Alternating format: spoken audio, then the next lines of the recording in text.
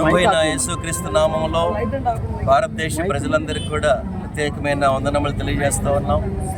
మరి ముఖ్యంగా రెండు తెలుగు రాష్ట్రాలు ఆంధ్రప్రదేశ్, తెలంగాణ రాష్ట్రాల్లో ఉన్నటువంటి క్రైస్తవ సహోదరి సహోదరులకు, హిందూ సహోదరులకు సహోదరులకు, ముస్లిం సహోదరి సహోదరులందరికీ కూడా ప్రత్యేకమైన శుభములు తెలియజేస్తూ ఉన్నాం.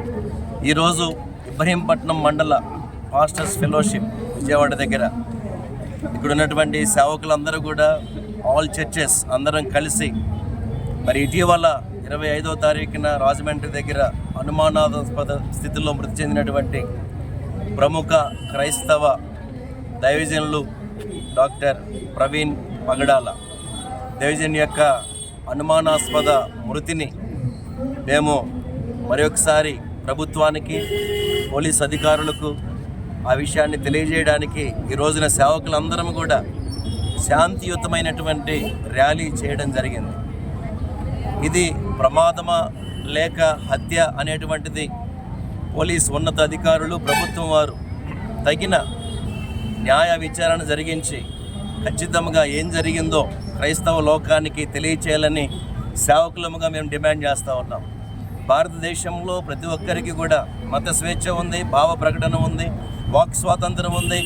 రాజ్యాంగం మాకు కల్పించినటువంటి హక్కులు మేము ఉపయోగించుకుంటున్నాం. కానీ కావాలని కొంతమంది క్రైస్తవం మీద బురద జల్లుతూ, మరి క్రైస్తవుల మీద దాడులు చేస్తూ, సేవకుల్ని కావాలని కొడుతూ, మరి ఇవన్నీ జరగడం మీరు చూస్తూనే ఉన్నారు టీవీస్లోనూ, మరి వార్తాపత్రికల్లో కూడా. మరి అది మంచిది కాదు. మనమందరం కూడా ఒకటే. ఎవరికి ఇష్టం వచ్చిన మతాన్ని వారు అవలంబించుకోవచ్చు, ఎవరి ఇష్ట దైవాన్ని వారు పూజించుకోవచ్చు. రాజ్యాంగం మనకి హక్కు కల్పించింది. కానీ కొంతమంది సోషల్ మీడియాలో కూడా క్రైస్తవం మీద, యేసుక్రీస్తు మీద అనుచితమైన వ్యాఖ్యలు చేస్తూ, మరి పెట్టకూడని పోస్టులు పెడుతూ, క్రైస్తవ్యాన్ని రెచ్చగొడుతూ, శాంతియుతంగా ఉన్నటువంటి మమ్మల్ని ఇంకా అవమానపరుస్తూ ఇలా చేస్తున్నారు. అలాంటివి పునరావృతం కాకూడదని పోలీస్ అధికారులకు మా వినతిని తెలియజేస్తూ ఉన్నాం. ఈరోజు ఇబ్రహీంపట్నం మండల సిఐ గారిని కూడా మేము కలిసి మా యొక్క వినతిని వారికి తెలియజేయడం జరిగింది. సిఐ గారు కూడా విచారించి న్యాయం చేస్తామని తెలియజేస్తారు. కాబట్టి క్రైస్తవుల మీద దాడులు ఆపండి. మనమందరం కూడా ఒకటే, మనందరి దేవుడు ఒకడే. కాబట్టి ఐక్యంగా మనం కలిసి భారతదేశంలో మరి మనందరం కూడా సహోదరులుగా ముందుకు కొనసాగాలని మా పక్షమున క్రైస్తవుల పక్షాన్ని తెలియజేస్తూ ఉన్నాం.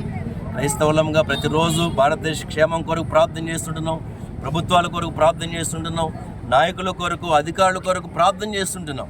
మత విద్వేషాలు మరి రేపడానికి మేము ఇక్కడ లేము. యేసు ప్రభు యొక్క బోధ, ఆయన కొండ మీద ప్రసంగం, మహాత్మా గాంధీ గారే అన్నారు, యేసుక్రీస్తు యొక్క కొండ మీద ప్రసంగం నేరుగా నా హృదయాన్ని తాకిందన్నాడు మహాత్మా గాంధీ గారు. అలాంటి బోధలు మేము చేస్తున్నప్పుడు ఎందుకు క్రైస్తవం మీద దాడి చేస్తూ ఉన్నారు? సత్యాన్ని మీరు విచారించి తెలుసుకొని ఏది వాస్తవమో మీరు తెలుసుకోవాలని మనవి చేస్తూ ఉన్నాం. ఇక నుంచి అన్యాయంగా, అక్రమంగా ఏ క్రైస్తవుల మీద దాడులు చేయొద్దని మీకు మనవి చేస్తూ ఉన్నాం, రిక్వెస్ట్ చేస్తూ ఉన్నాం.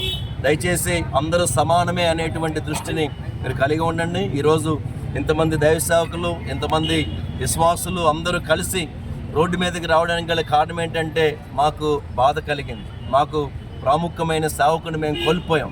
ఆ కుటుంబం ఎంతో వేదనతో ఉంది. ఎవరు వారి బాధను తీర్చగలరు. కాబట్టి ఇలాంటి దాడులు మరలా పునరావృతం కాకుండా ప్రభుత్వం వారు, పోలీస్ అధికారులు తగిన చర్యలు తీసుకొని క్రైస్తవులకు రక్షణ కల్పించాలని మేమందరం డిమాండ్ చేస్తూ ఉన్నాం. మరి ఈ విషయాన్ని ప్రభుత్వ పెద్దలు, నాయకులు కూడా గమనించాలి. మేము చేసింది న్యాయమే అనేటువంటి విషయాన్ని గమనించాలని మనం చేస్తూ ఉన్నాం. Thank you.